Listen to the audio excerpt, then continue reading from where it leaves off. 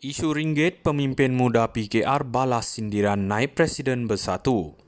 Kuala Lumpur kemarin Governor Bank Negara Malaysia BNM, Dato' Abdul Rashid Ghafur memberi penjelasan mengenai prestasi ringgit, isu semasa yang mendapat perhatian banyak pihak. Dalam penjelasan beliau memaklumkan prestasi mata wang negara kebelakangan ini sama seperti mata wang serantau lain. Telah dipengaruhi oleh beberapa faktor luaran, sebahagiannya termasuk penyelarasan pasaran kepada perubahan jangkaan kadar faedah Amerika Syarikat, kebimbangan geopolitik dan ketidaktentuan yang menyembunyi prospek ekonomi China. Abdul Rashid menambah BNM berpandangan bahawa paras semasa ringgit tidak mencerminkan prospek positif ekonomi Malaysia menuju ke hadapan.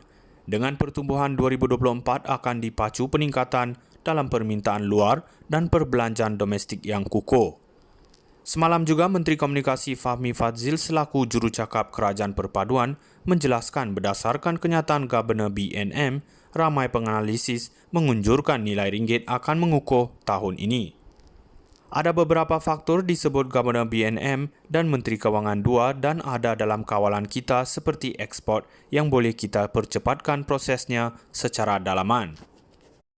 Malah, ahli Parlimen Putrajaya yang juga naib Presiden bersatu itu menerusi sebuah video yang dimuat naik di laman Facebook, antara lain mendakwa kerajaan tidak serius menangani prestasi ringgit ketika ini.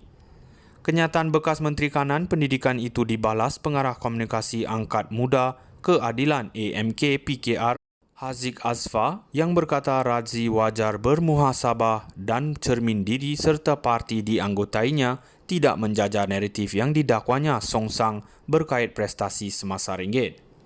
Dalam satu kenyataan hari ini, beliau juga menyifatkan Razzi seolah hilang locus standi secara moral untuk bercakap mengenai prestasi ringgit kerana kerajaan PN juga didakwanya gagal menguruskan ekonomi tatkala berpeluang berbuat demikian sewaktu 33 bulan mentadbir negara. Mendakwa prestasi ekonomi ketika kerajaan di bawah pentadbiran Perikatan Nasional lebih buruk berbanding prestasi ekonomi pada hari ini, katanya. Prestasi mata wang negara kini terjejas akibat dipengaruhi faktor luar yang kuat.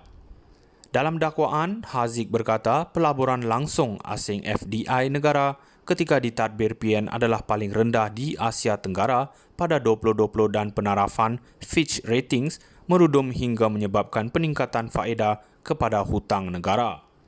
Selain itu katanya kadar inflasi yang tinggi mencecah 4.5%, kadar pengangguran tinggi dan ramai peniaga gulung tikar kerana pelaksanaan Perintah Kawalan Pergerakan PKP yang didakwanya separuh masa.